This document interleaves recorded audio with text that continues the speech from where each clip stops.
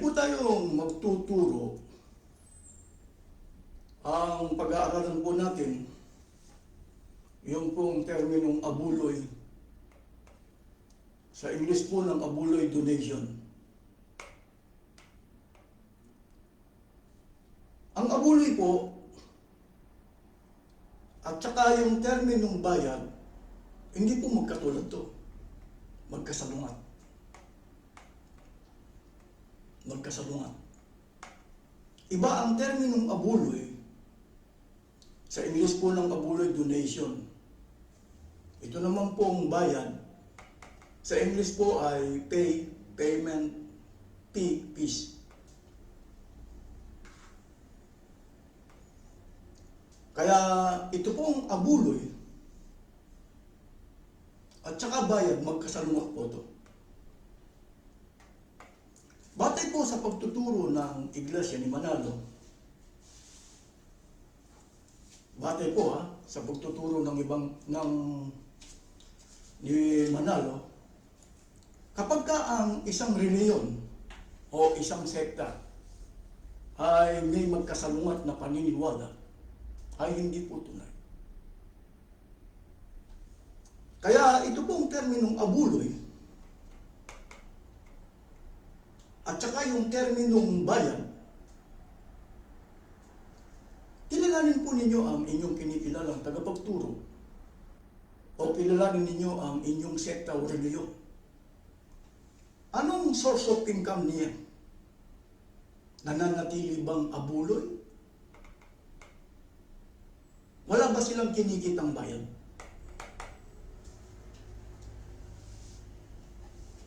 Kapag ang isang reliyon,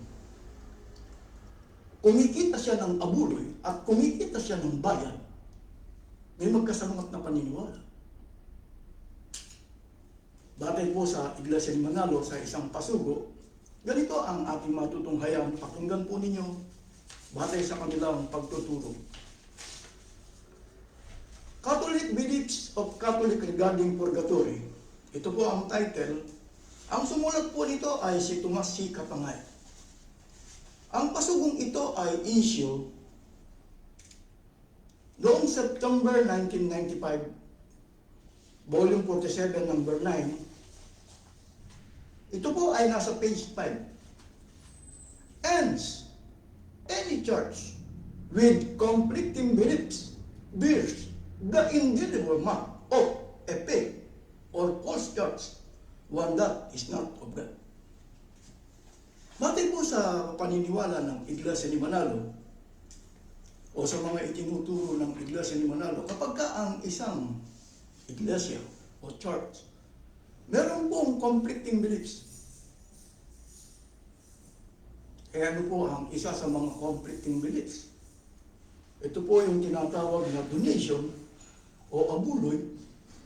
Pagkatapos ang ginagawa po o kumikita sila ng bayan, tangi sa abuloy. Ngayon, para makapandaya si Manalo at ang kanyang mga ministro, hindi po nila ituturo itong na sila ay kumikita ng bayan. Hindi nila itinuturo na sila ay kumikita ng bayan. Ito lang po ang kanilang itinuturo.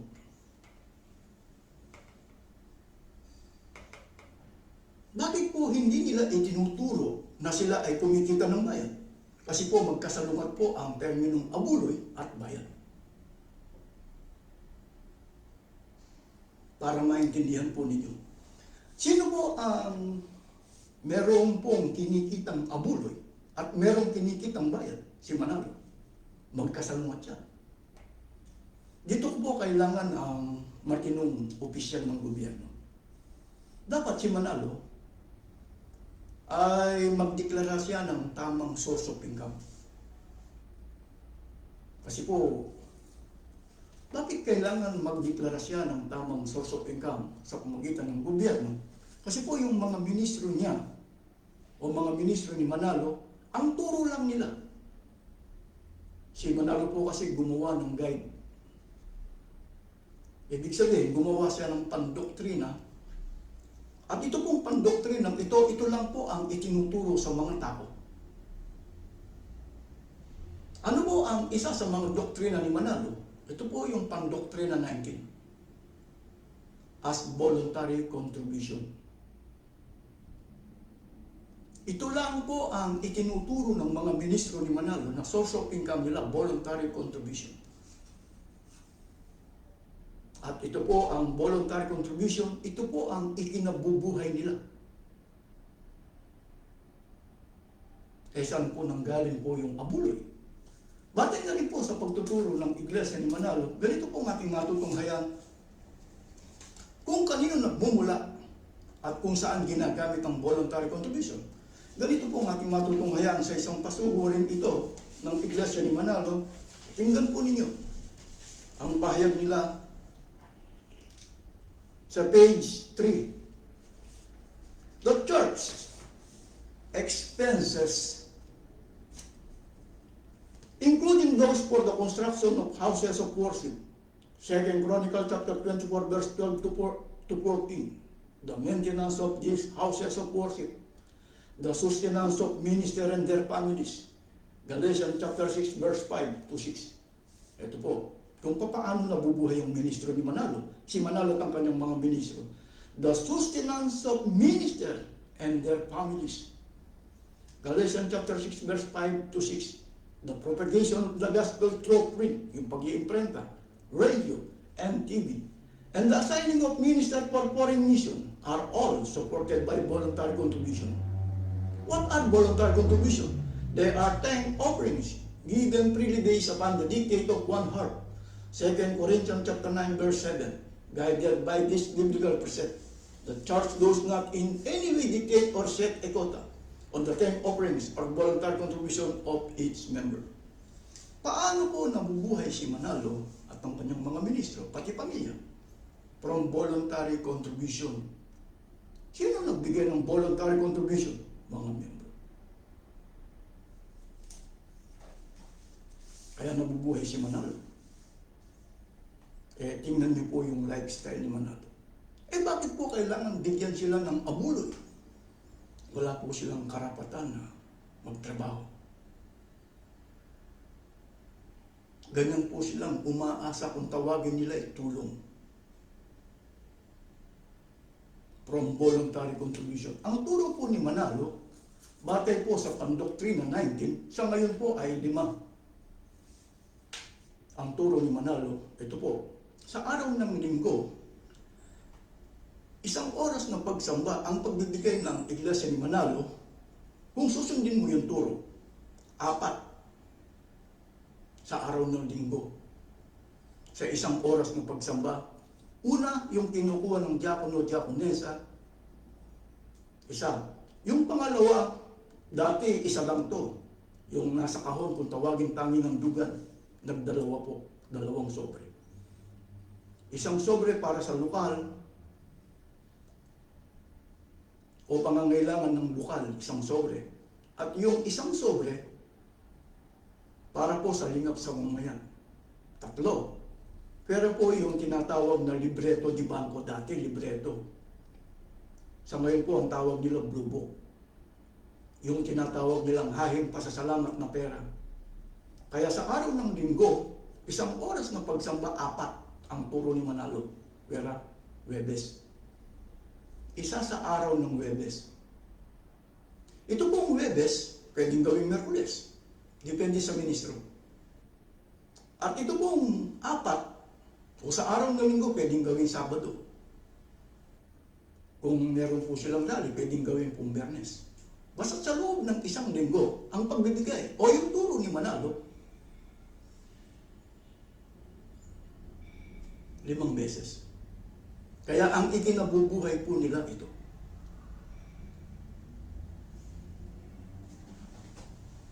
Ngayon, meron po kasing nagtanong, bakit nagiging masama ang pagkita ng bayad? Halimbawa, eskwelahan. Si Manalo po kasi nagtayo ng eskwelahan.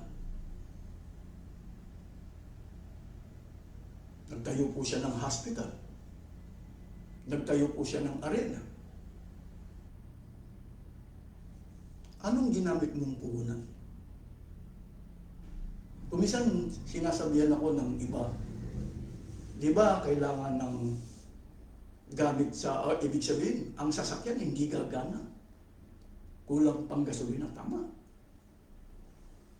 Tinatanong niyo ba si Manalo, halimbawa po yung isa sa mga pinagkakakitaan niya ng bayan, ay yung tinatawag na College of Evangelical Ministry, yung pagbiministro. Yung pagbiministro. Kayo po, tinatanong ko kayo, kung ang isang tao umaasa lang sa tinatawag na limos o abuloy, kung tawagin nila ay tulong, saan nagmula yung pagpapagawa ng eskwelahan?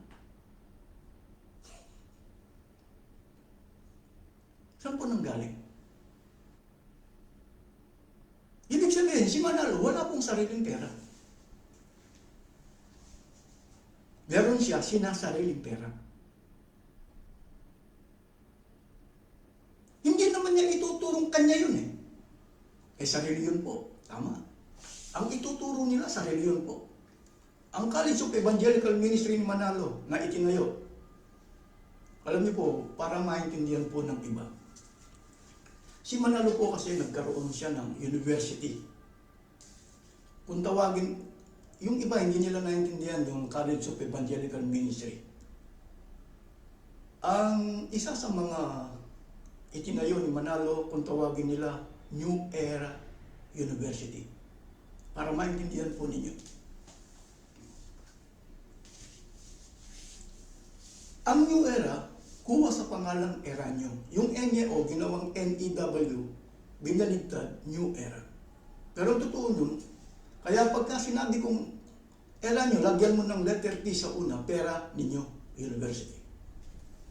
Si Manalo nagkaroon po siya ng university. Ang pangalan New Era. Ang isa sa mga kurso ng eskwelahan nila, ang tawag BEM, Bachelor Evangelical Ministry. Kaya sa Iglesia ni Manalo, hindi ka pwedeng mag-aral sa pagkaministro kung wala kang ibabayad. Isa sa mga pinagkakakitaan ng Iglesia ni Manalo, yung pong eskwelahan. Ang isa sa mga kurso doon ay yung BEM Bachelor Evangelical Ministry. Ang kinikita po noon ay tuition fee. Ito po yung tinatawag na bayad fee. Ibig sabihin, ang pagbiministro sa Iglesia ni Manalo may bayad. O yung pag-aaral sa pagkaministro sa Iglesia ni Manalo may bayad. Pero hindi po nila ituturong may bayad sa labas ng kanilang sekta o reliyon. Kailangan po kasing palitawin nila na ang source of income lang nila ay voluntary contribution. Di mo ba nag-aral sila, nagbayad sila? Bakit hindi po nila ilalanta na may bayad? Binasa ko na kanina, batay sa kanilang pagtuturo sa lungat nga, yung terminong bayad at saka abot.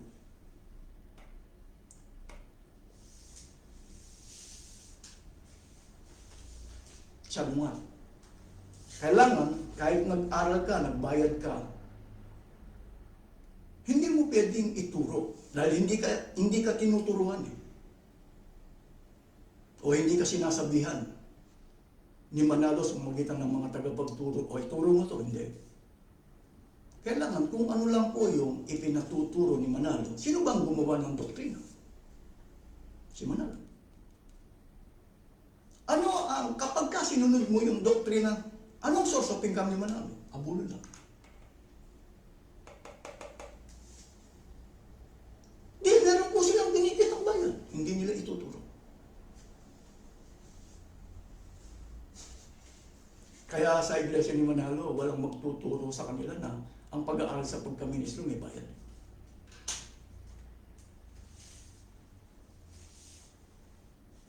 Sila mismo nag-aral sila, nagbayad sila. Kailan nag-start na may bayad ang pag-aaral sa pagkaministro sa Iglesia ni Manalo? 1980.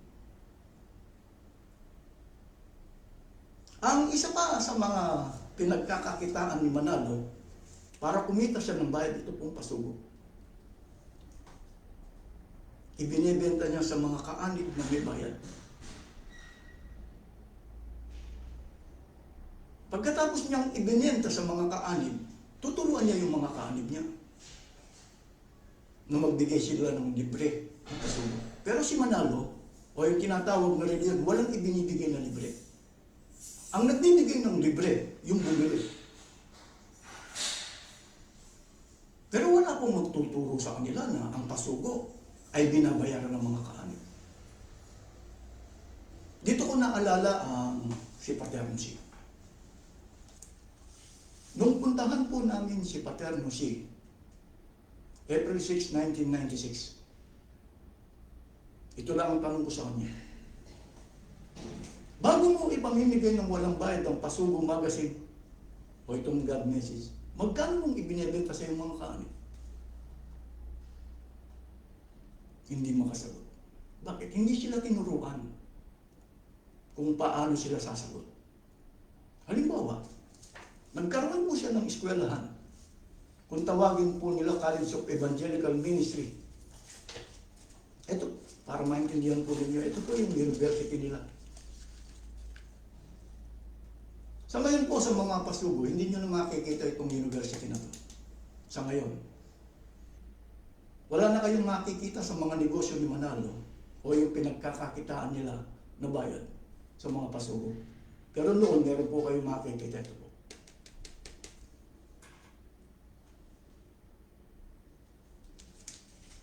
Sa iglesia ni Manalo po, kaya sinasabi ko po sa inyo, nagtanong ako kay Paterno C bago ako kung saan umalis o tumiwalag sa iglesia ni Manalo. Tinanong ko si Paterno C December 25, 1994. Sabi ko, kapatid, turuan mo nga ako ng pang-doktrina 16 pa noon. Ngayon nasa 19. As voluntary contribution. Ang dapat ko bang ibigay sa iyo ay bayad?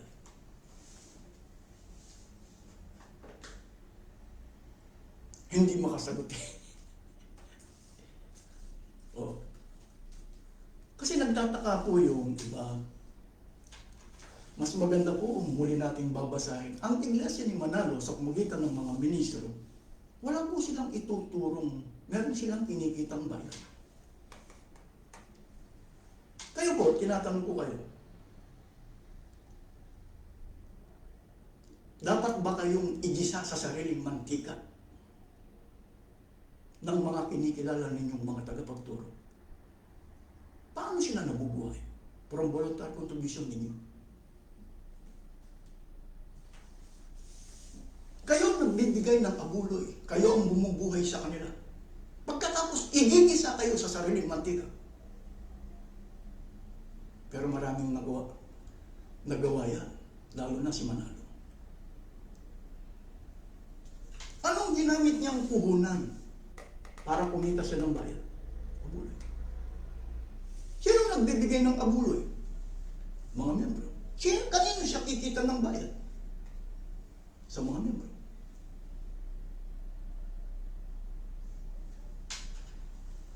Alam niyo po si Manalo. Si Manalo, pagka sinunod mo yung doktrina niya, ang lalabas lang na source of income niya hanggang ngayon. Hanggang ngayon ha? Voluntary contribution. Hindi ba alam ng mga ministro na nag-aral nga, nagbayad eh. Hindi niya sasabihin.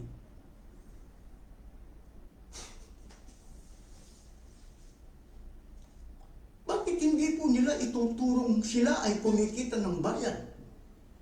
Lalo na sa pagtuturo po ng Ebanghelyo. Ibig sabihin, yung pong pagtuturo sa BEM, Bachelor Evangelical Ministry, may bayad. Sila mismo nag-aral, nagbayad, pero hindi nila ituturo. Gusto mong dukutin ka ng mga pulis. Alam niyo po kung bakit nagagawa ni Manalo ang ganyan?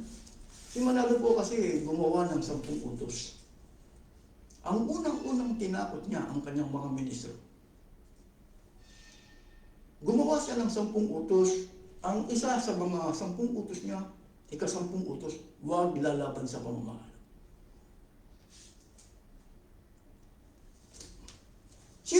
ang unang lumaban sa doktrina niya? Sino bang gumawa ng doktrina? Si Manalo. Sino ang lumaban sa kanyang doktrina? Si Manalo.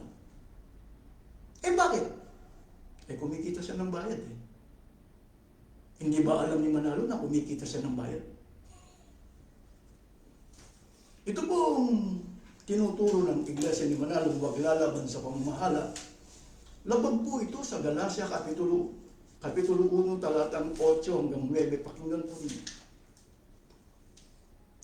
Para maunawan at maintindihan po ninyo kung bakit labag yung terminong huwag lalaban sa pamamahala.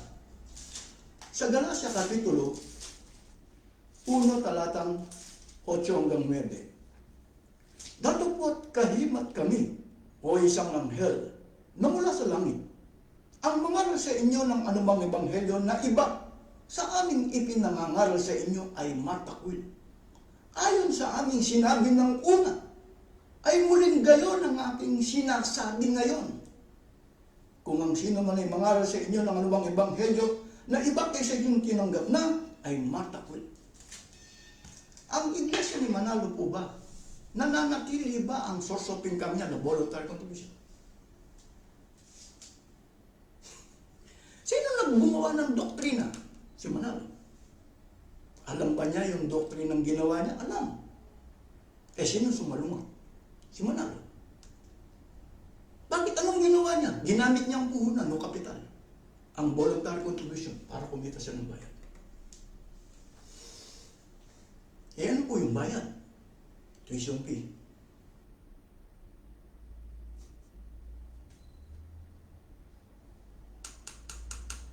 Ibig sabihin, pero ang mga ministro ni Manalo, maninindigan sila na ang source of income lang nila, voluntary contribution. Naalala ko yan eh. 1986, September, meron nagtanong sa isang district minister, klase ng mga ministro. Ako po ay estudyante ng EBCO, 1986. Kapatid, sabi niya, nagtanong kay Rodolfo de Vera, ngayon, kumikita na tayo ng bayan. Anong isasagot natin? Huwag nang sagutin ang tanong na yan. Ibig sabihin, si Manalo at ang kanyang mga ministro, kumikita sila ng bayan. Tangi sa voluntary contribution. Tama. Pero bakit walang nagtuturo sa mga ministro ni Manalo hanggang ngayon na kumikita sila ng bayan?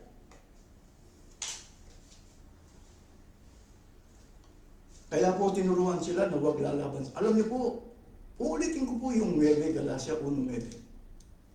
Ayon sa aming sinabi ng una, ay muling gayon ang aking sinasabi ngayon. Nananatili ba ang source of income ng Iglesia ni Manalo na abulay? Hindi.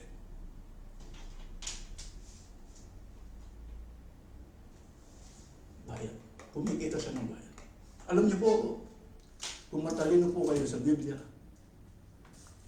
kaya ang Iglesia ni Manalo sa pamamagitan ng mga ministro, hindi nila itinuturo na kumikita sila ng bayan. Hindi nila itinuturo na ginagamit nilang puhunan o kapital ng voluntary contribution. Walang nagtuturo niya. Kailangan ng palalabasin ni Manalo sa pamamagitan ng mga ministro na ang source of income lang nila, batay sa pandoktrina, voluntary contribution. Pagka siniyasat natin ng Iglesia ni Manalo, ang pag-aaral sa pagka-ministro may bayan. Ang pasok may bayad. Dalawa pa lang yun. Eh bakit hindi po nila itinuturo? Ang babasahin ko po sa inyo, aklat po ng Gawa sa New Filipino Version. Ito po yung Biblia. New Filipino Version. Aklat po ng Gawa, Kapitulo 1, talatang 18. Pakinggan po ninyo.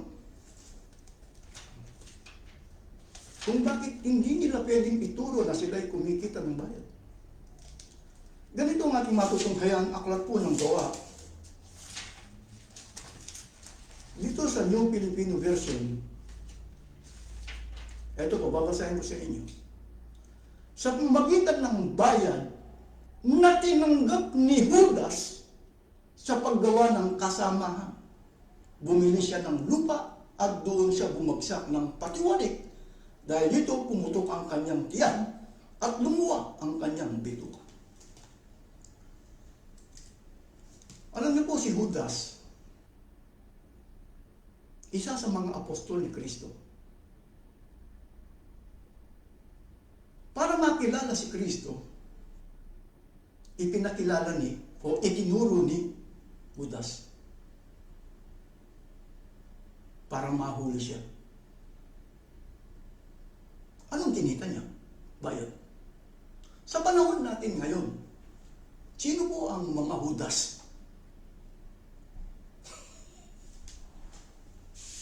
Kayo po ngayon ang humatol. Uulitin ko po kasi hindi binabasa ng iba to. Talatang ito. Gawa Kapitulo 1, talatang sa pamamagitan ng bayad na tinanggap ni Judas sa paggawa ng kasamahan. Bumili siya ng lupa at doon siya bumagsak ng patiwalik. Dahil dito, pumutok ang kanyang tiyan at lumuwa ang kanyang bituka. Sino po ang tumulad kay Judas? Sa ngayon, sino bang kumikita ng bayad? Anong ginamit mong puhunan o kapital?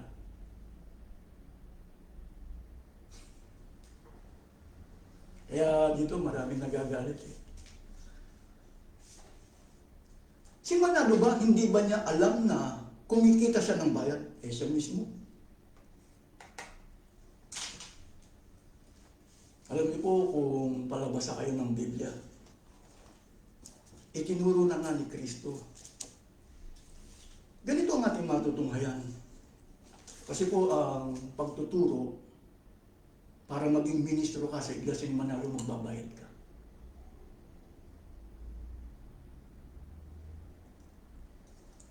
Kumbaga, yung po kasing mga miyembro, pinakakain na sila Pinakakain na sila.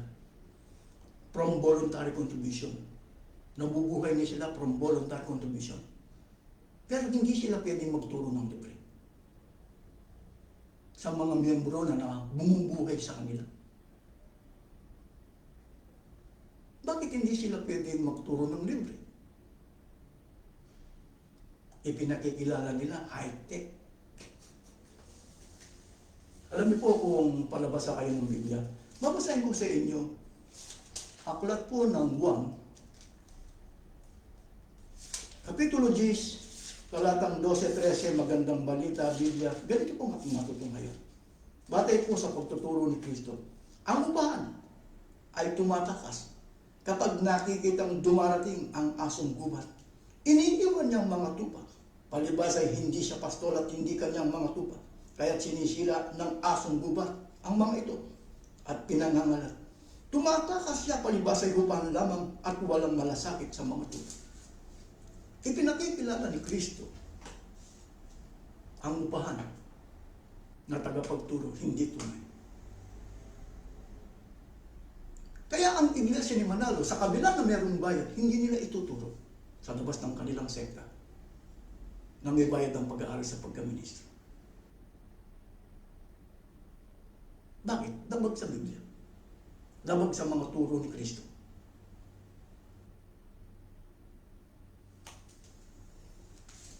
Muli kung babasahin ko ang ikalawang Korinto, Kapitulo 2, talatang 17. Ganito po ang ating matutunghayan. Kung ano po ang nakasulat sa ikalawang Korinto, Kapitulo 2, talatang 17, pakinggan po ninyo. Sapagkat hindi kami gaya ng karamihan na kinakalakan ng salita ng Diyos, kundi sa pagtapat. Sa pagtatapat at gaya ng mula sa Diyos, sa harapan ng Diyos ay nagsasalita kami para kay Kristo.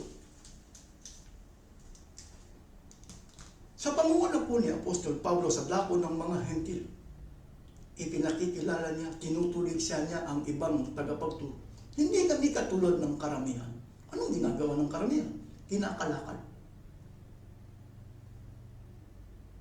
Hindi gawain ng tunay na tagapagturo ang mangalakal ng salita ng Diyos. Sa panahon natin, hindi ka pwedeng mag-aral sa pagkaministro sa Iglesia ni Manalo kung wala kang pang-tuition fee.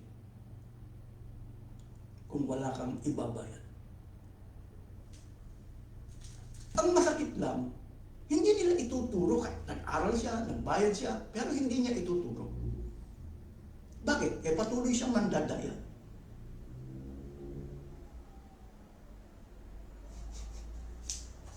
Hindi niya ituturo yung totoo. Na siya ay nag-aral, nagbayad siya. Alam niyo po, dito ko naalala ang aking anak. Yung bunso ko. Kasi po yung bunso ko, nung umuwi ng Pilipinas, nakausap niya ang kanyang pinsan. Ang pinsan niya sa ngayon ay regular. Ibig sabihin, tapos na siyang nag-aral, sinusubok siya ngayon. Nagtanong siya.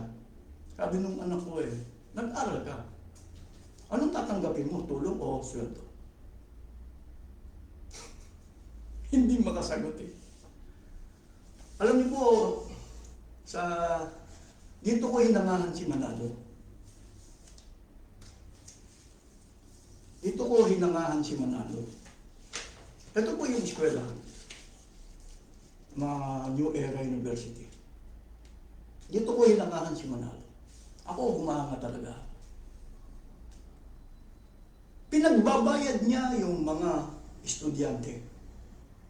Estudyante sa kursong Bachelor Evangelical Ministry. Pinagbabayad niya.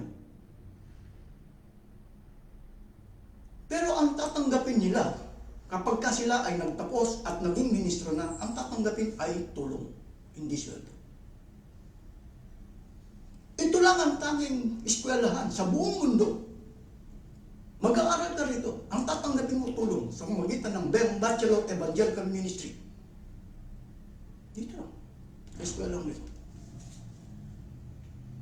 Kaya dito ako umangat kay Manalo, paano niya nagdaya ng ganito ang kanyang mga ministro? Isang malaking pandaraya po yan. Pinag-aral mo. O ibig sabihin niya, pinagbayad mo yung mga tao, yung mga nagmi-ministro. Pagkatapos, ang ibibigay mo tulong, dapat sweldo. Ayaw namang aminin na sweldo. Kaya maghanap po kayo sa mga ministro ni Manalo. Alam niyo po, ang first batch ng Bachelor Evangelical Ministry si Eduardo Manalo. Meron pang isang nagtanong yung buong eskwelahan, ang siyang kumikita ng tuition fee. Hindi po ang sekta o reliyon. Sino bang may-ari ng New Era University? Wala bang kinalaman si Manalo sa pagkita ng tuition fee ng eskwelahan? Alam niyo po, mas maganda si Manalo, palabasin niyo. Palabasin niyo.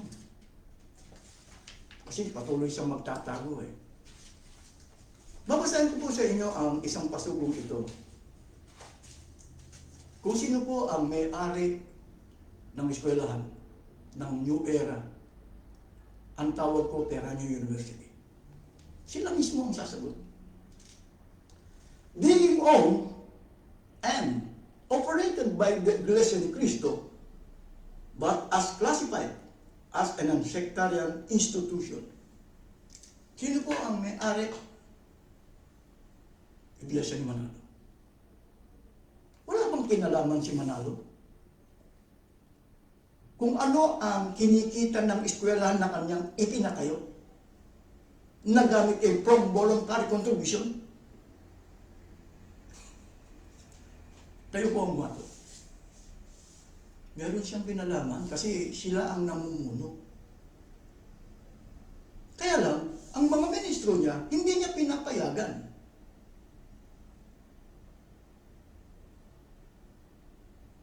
Na meron silang kinikitang bayad. Hindi niya pinapayagan na magturo na meron silang kinikitang bayad. Ang palalabasin lang nila na source of income ay voluntary contribution. Bakit po? Kasi po ganito po yan. Para maunawan at maintindihan. Ito po yung kapilya. Kapilya, halimbawa lang po. Kapilya, ang magtuturo rito yung ministro. Ang ituturo niya, voluntary contribution, Pandoktrina 19. Ito po yung eskwelahan. Iba ang magmamanage. Yung nagmamanage dito sa eskwelahan, siya magtuturo may tuition fee. Pero sino may-aring pareho niyan? Eskwela, kapilya at saka eskwelahan. Sino may-ari? Bakit hindi niya binibigyan ng karapatan ng mga ministro niya na magturo? O magsabi? O O, igisa niya sa sariling mantika ang mga kaanib.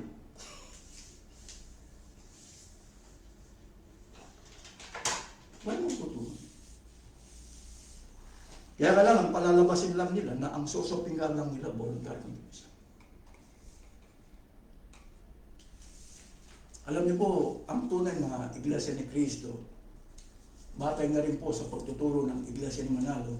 Kasi po itinuturo ng Iglesia ni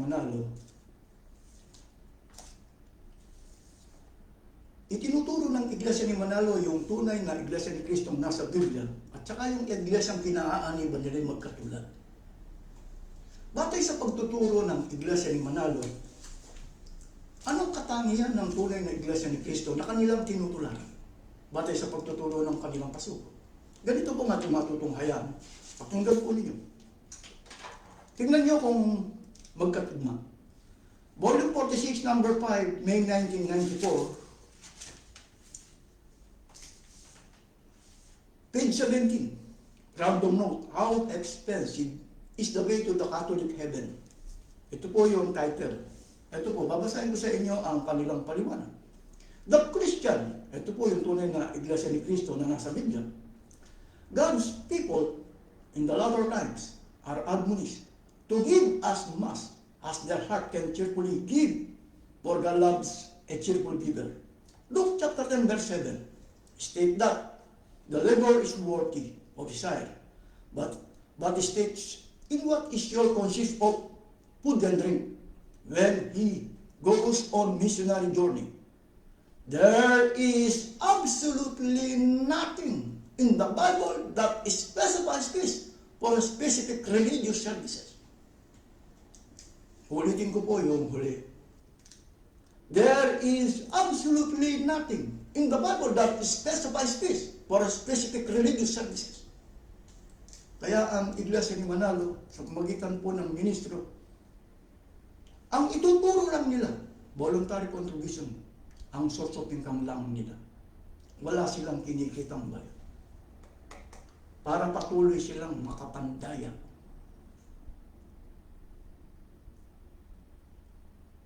Sa kanilang pagtuturo, panunulig sa, ito po yung itinuturo nila, yung tunay na Iglesia ni Cristo.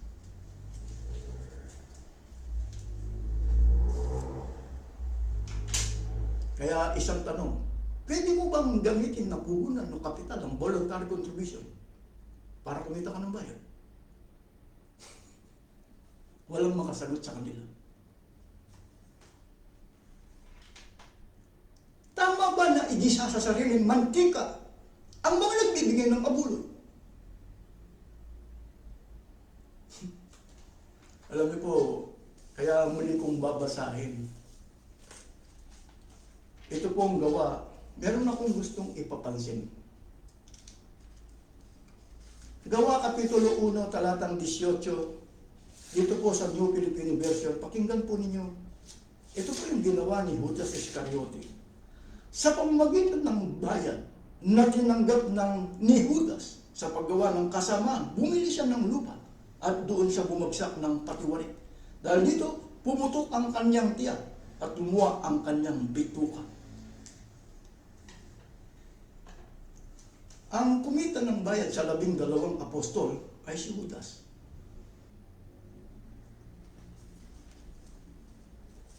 Ang ibang termino po ng Judas, taksid. Malimit hindi na po ginagamit ang terminong taksil. Ang ginagamit Judas. Kapag ka binansagan kang Judas, taksil ka. Anong ginawa ni Judas? Kumita siya ng bayad. Itinuro niya si Kristo. O ginamit siya para makilala ang Kristo. Yan ang ginita niya bayad. Kaya ang Iglesia ni Manalo, paborito nila ang Isaias 24:15-16. Ganito ang ating matutunghayan. Pakinggan po ninyo.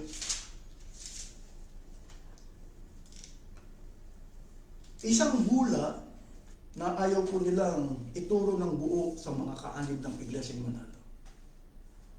Ayaw nilang ituro ng buo, lalo na po yung 16.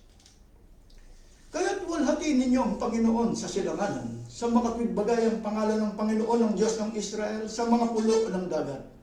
Mula sa kaduluduluhang bahagi ng lupa'y nakarinig kami ng mga hawit, kaluwalhatian sa matwid. Ngunit aking sinabi, namamatay ako, namamayat ako, saba ko, ang mga manggagawang taksil, manggagawang hudas. Tuloy natin ang basa. Ngunit aking sinabi, namamatay ako, namamayat ako sa aba ko, ang mga manggagawang taksil ay nagsisigawang may kataksilan. Oo, ang mga manggagawang taksil ay nagsisigawa na may lubang kataksilan. Sino po ang katuparan batay sa pagtuturo ng Iglesia ni Manalo ng Isaias 24:15-16? Batay po sa pagtuturo nila. Ganito ang ating matutunghayan. Ito po yung pasugo. Ang nagtuturo rito ay si Benvenido C. Santiago. Siya po ngayon ang General Evangelist nila. Siya po ang nagpapatunay na sila ang katuparan ng Isaias 24:15-16. Volume 55, number 7, July 2003. Ang title nito, nababasahin ko, Pangulong Tudling para sa kaluwalhatian ng Diyos. Sa page 16. Siya po ang editor-in-chief doon, si Benvenido C. Santiago. Sa ngayon, siya po ang General Evangelist ng Iglesia ni Manalo. Bilang mga lingkod ng Diyos sa mga huling araw na ito, batid natin na pangunahin tungkulin natin na siya ay paglingkuran at sambahin. Sa katunayan, nakasahal sa hulang nagpapatutuo sa ating kahalalan na ito ang layo ng Diyos sa pagtawag niya sa atin. Sinabi ni Propeta Isaias, kaya't luwalhatiin ninyo ang Panginoon sa silanganan, sa makatwid bagay ang pangalan ng Panginoon, ng Diyos ng Israel, sa mga pulo ng dagat.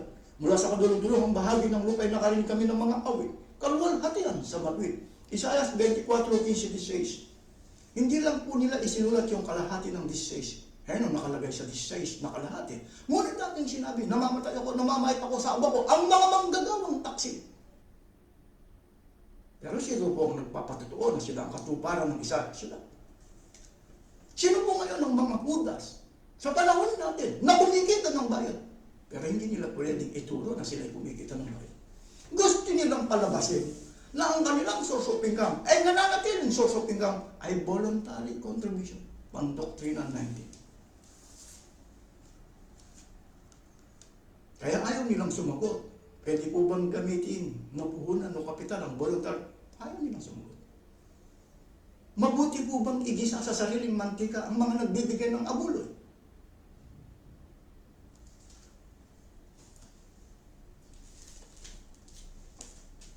Kaya nakakapandaya sila.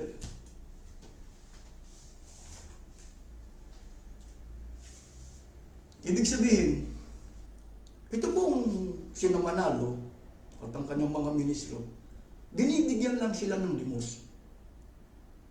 Ibang termino po ng limos, abuloy. Pagka nakarating sa kanila, tulong. Bakit sila binibigyan ng tulong? Eh, hindi po sila nagtatrabaho. Ano ngayon ang nakikita natin? Eh, pwede pala silang magnegosyo o mamuhunan. Alam niyo po, pagka sinabi nating negosyo, dapat ang mga opisyal ng gobyerno ang magsasabi niyan. Dapat po ang mga opisyal ng gobyerno, sabihan ng lahat ng reliyon, mag-declare sila ng source of income. Ang pinalalabas po, lalo na sa Iglesia ni Manalo, ang source of income lang nila, voluntary contribution. Sa pamagitan ng ministro, para makapandaya sila. Kaya kilalanin po ninyo kung bakit manggagawang nagsisigawang may kataksilan. Mga hudas! Ay sino pong katuparan ng Isaias 24:16?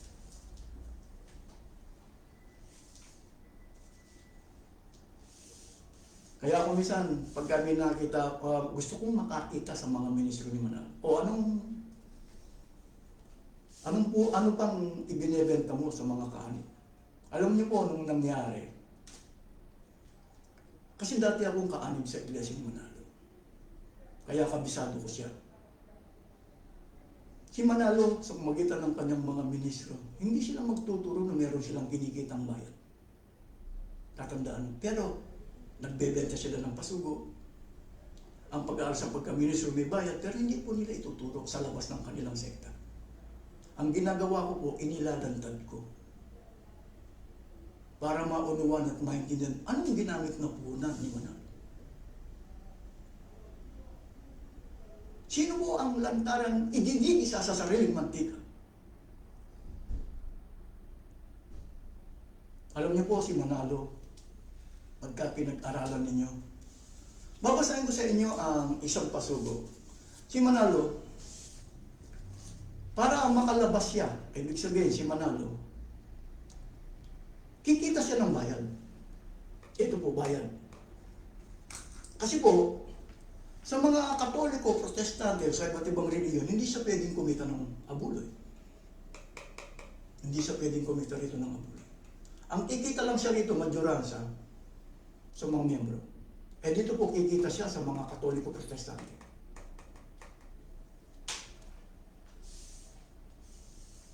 Ito po, hindi naintindihan ng iba. Babasahin ko sa inyo muli, binasa ko na pero pasinin ninyo. Paano siya kikita sa mga Katoliko, Protestante? Sa abuloy, mahihirapan siya. Muli kong babasahin ng pasugong ito. Ito po. Ito binasa ko na kanina. Being owned and operated by the Iglesia ni Cristo, but classified as a non-sectarian institution. Pagka sinabi kong non-sectarian institution, kay Iglesia ka ni Kulapo, kay Iglesia ka ni Batman, basta may pambayad ka, pwede ka mag-aral dito.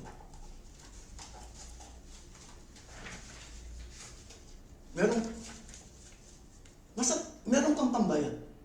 Kay Iglesia ka ni Batman, kay Iglesia ka ni Kulapo, basta may pambayad ka, pwede kang mag-aral dito. Naintindihan yung ibig sabihin. Pinag-aaralan kasi nila kung paano sila kumita sa labas ng kanilang sekta. Tangi sa mga membro. Kaya ang deklarasyon nila sa gobyerno, non-sectarian. Kaya anong ginamit nilang puhunan?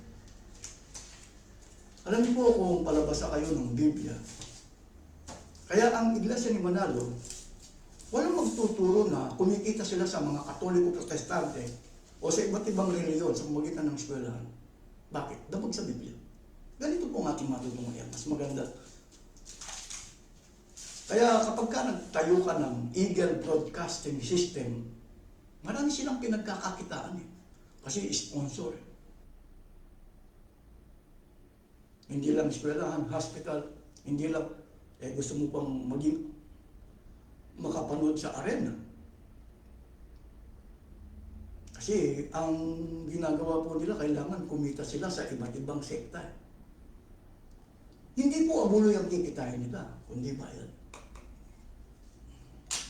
Walang nakakapansin yan. Ganito po ang ating matutunghayan sa ikatlong 1:7, pakinggan po ninyo kung anong nakasulat dito.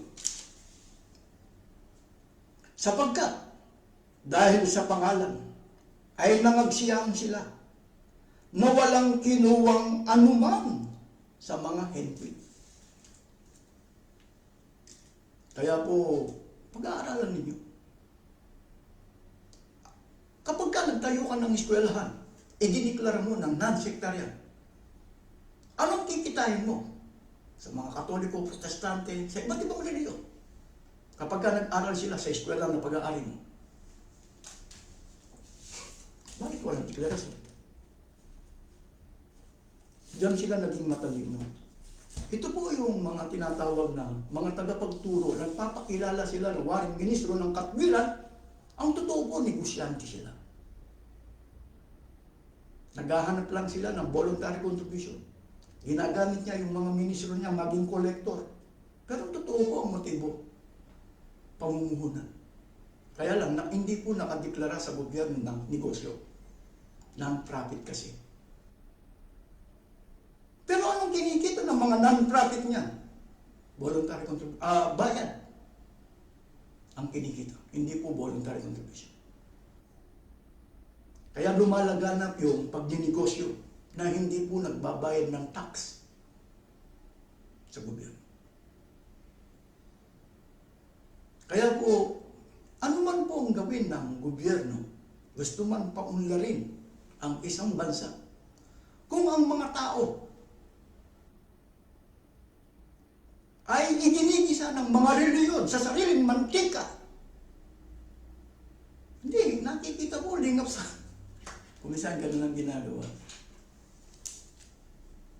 Kaya po dapat ang mga, kung merong matinong opisyal ng gobyerno, o kayong mga reliyon, lalo na ikaw Manalo, sabi mo, hindi ka titigil sa magitan ni Sabala, o mag-declare ka ng sarsapin ka. Ano bang, paano ka nabubuhay? Ano bang lifestyle mo? Bilang ng Didymos. Wala. Alam niyo po, ang totoo niya lang may kasalanan talaga. Kaya ang ginawa po ni Manalo sa magitan ng kanyang mga ginawa ni Manalo, yung tinatawag na black voting para i-paralyze ang gobyerno. Pero ngayon, nakikita ko naman kumakalawa yung gobyerno. Dawa sana, mapansin yung ginagawa ni Manalo. Kung paano niya igisa sa sariling mantika ang kanyang mga kaano. Paano ulan? Kung ang pinayayaman nila, yung mga walang karapatan magtrabaho, sino po yung mga walang karapatan magtrabaho? Mga ministro. Mga tagapagturo ng sekta o reliyon. Paano po yung mga miyembro nila? Naghihirap. Ang may kasalanan pa, gobyerno.